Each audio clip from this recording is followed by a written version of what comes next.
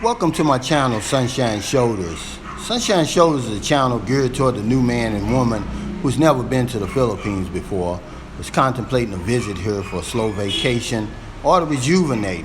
My 11 years here doesn't make me an expert, but it does give me a unique perspective. I'd like to offer that to the new man and woman, or anyone really, who can make your trip here more enjoyable, and above all things, more safer. I'm boots on the ground here. I'm in the center of all of this, and it's for your benefit. I'm not on the edges like a lot of these other vloggers that you see on YouTube talking about the Philippines, living in these fancy towers in Manila and Cebu. I live among the locals, and I'm always going to give you the nitty-gritty, and that's just exactly what I'm seeing, what I'm living, and what I'm experiencing, and I'm never going to sugarcoat it. And that's not going to start today. Good evening to my subscribers in the Philippines, and welcome back to my channel, Sunshine Shoulders. Good early morning to my subscribers in America, and a special welcome, special shout out to my new subscribers, my new viewers. I really appreciate you stopping by my channel, however you found it. I also want to thank y'all for your kindness, your generosity, and your continued support of my little channel. It's really growing. You know, I've got like 1,600 subscribers. I mean, if you could have told me 4 months ago when I started this that all of this would be happening, man, I'd have thought you was lying, man. No way I would have believed it, but it's really been a blessing, man. And I'm glad I'm able to give back. I'm able to help people. You know, I had did a video not long ago. It was called Mind Your Own Business. Should I open up a business in the Philippines? And everybody knows my view on that. I say no. I said don't start a business over here for obvious reasons. You know, you're in a third world country.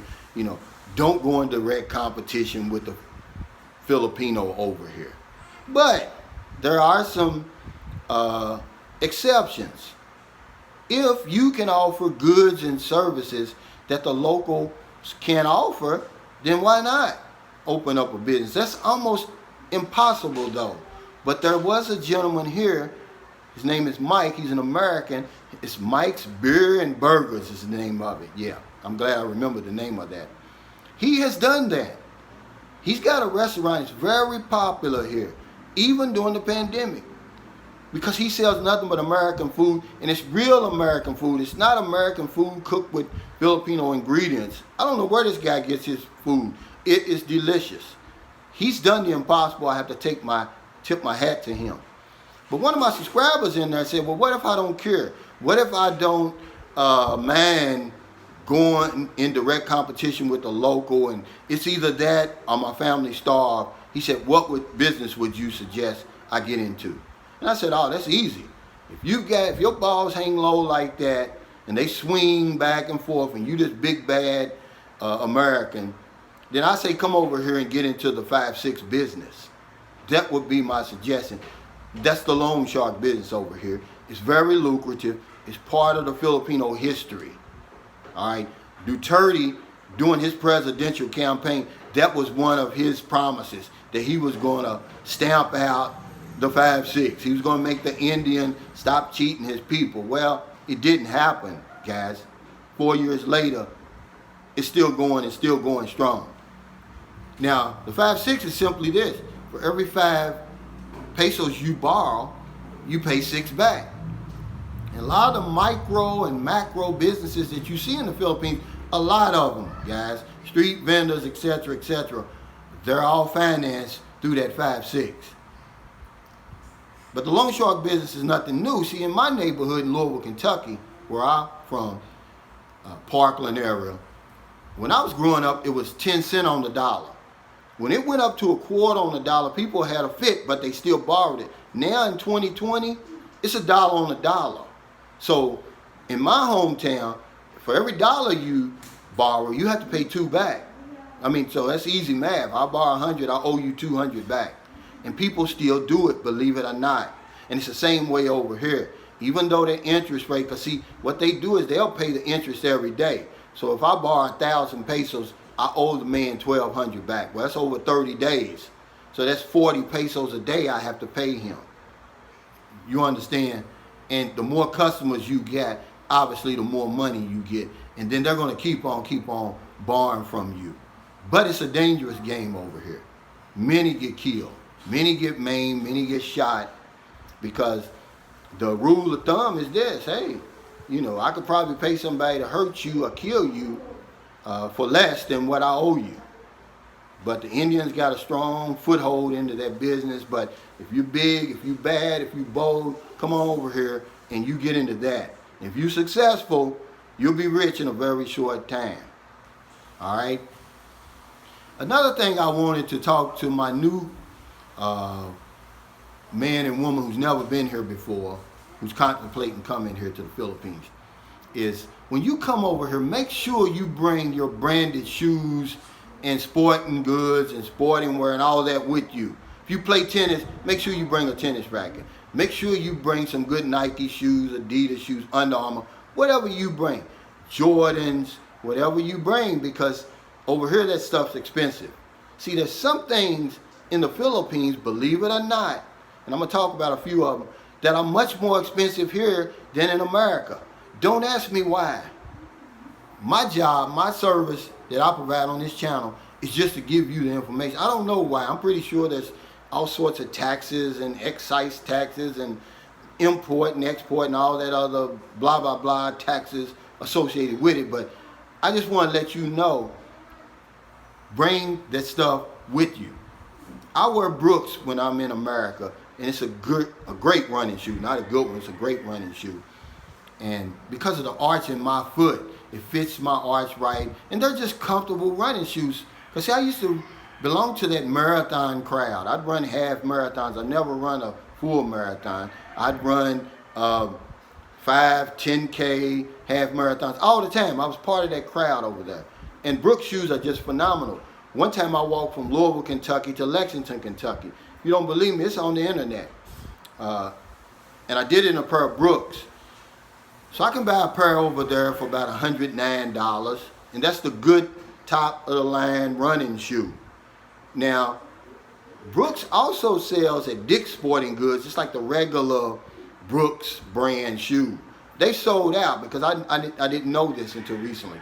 And they usually run about $75 or $80. But that same shoe here, not the running shoe, but just the regular sellout Brooks brand, it's double that. It's about $150, man. I couldn't believe it.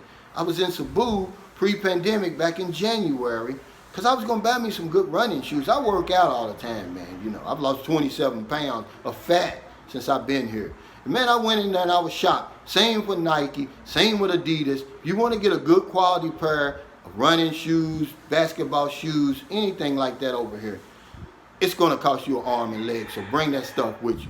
Same with a tennis racket, a good tennis racket. If you can find one here, it's going to be double, man. I tell you. I bought a used one a few years ago for 4,000 pesos, man, believe it or not. Yeah, over here. See, I'm going to tell you something else that's more expensive over here. And I did my research on this because, and it's cars. Believe it or not, cars are more expensive in the United States than in the Philippines.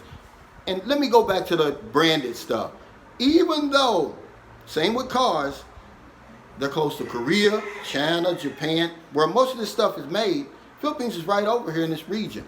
Doesn't matter, it's more expensive. Same with the cars. The Philippines has a Toyota plant here and a Nissan plant here, if they're still open. And I looked up the Toyota Prius and the Nissan Juke because both of them are real popular here in the United States. The Toyota Prius is $15,000 more dollars here than in the United States. The same exact model. Now the Juke, the Nissan Juke, is about $3,500 more here than in the United States. But you would wonder, you know, how could that be? I'm in the Philippines. But it just is, guys. My job is just to tell you that it is. I don't know why. I'm pretty sure you can find out why with all the taxes and different things like that. But something else that's very expensive over here. Smartphones, gadgets, and computers. I didn't have to look that up. But I tell you what, you better bring that stuff with you. Cameras. I've got a good Nikon, a Nikon. I never knew how to pronounce that camera that I bought it in the States. Man, that thing would cost 3 times as much over here than I paid for it in the States. And I don't know why it is. Like I said, we're right over here by where the stuff is being manufactured.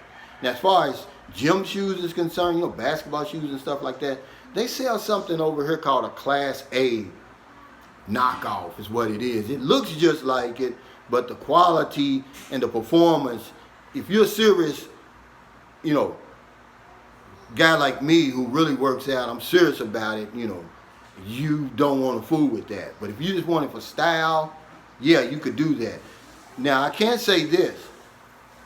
You can find good quality shoes here for a good price, but guess what? They're used. You have to go to the Okai, which is where they sell a lot of used clothes. Well, not a lot of used clothes. All used clothes, all used shoes and stuff like that. Because I bought a real good pair of Nike before when I came to San Carlos. Because I wasn't in Cebu, I was in San Carlos. So I said, well, I can't buy any. So we went around and I bought a good pair just to do my jumping jacks and mountain climbers and stuff like that in. So, it's just stuff like that I wanted to tell you. Bring some of that stuff with you if you're going to be here, if you like to work out and, and stuff like that. But I'm going to start putting a disclaimer for my Filipino viewers, which is a very, very short, very small amount of Filipinos look at my videos because it's not for you, okay? My audience is Westerners, new men and women who want to come to the Philippines, who are interested in coming here, never been here. And you always misinterpret what I'm saying. You have a base English, you have no idea really what I'm saying, and you get upset. I would never put the Philippines down. I wouldn't be here if I didn't love it here, if I didn't love the people, if they didn't love me, if I wasn't accepted. I mean, they had a fit with my Jordan Rouge video. I'm not talking to you. I'm not talking about Filipino culture. I'm just telling you, the new man and woman in America, Britain, France, or whatever, when you come over here, this is what you expect. I'm not putting you down. Here's one thing I can tell you. This is for sure. My videos sometimes are entertaining. Sometimes they're inspirational, motivational. Most of the time, informative. But they're never bashing anybody. They're never negative. If I say something like this, crossing the street in the Philippines is very dangerous. I'm not putting the Philippines down. I'm telling you the nitty-gritty, gut-level truth. If I tell you that the crosswalk that y'all paint in y'all street, it's a waste of paint here because people do not abide by that crosswalk. It's people that get killed in that crosswalk every day. In America, you better stop at that crosswalk if you see somebody in it. Over here, no. They will run you down and they will kill you. Am I talking about the Philippines? No, that's just the gut level truth. If I tell my friends, hey, when you come over here and you're involved in an accident, you're probably going to be better off if you got a private vehicle nearby just to get into that and go to the hospital. Don't wait on the ambulance because the ambulance that comes to get you is probably not equipped to render aid. It's just a glorified van for transportation.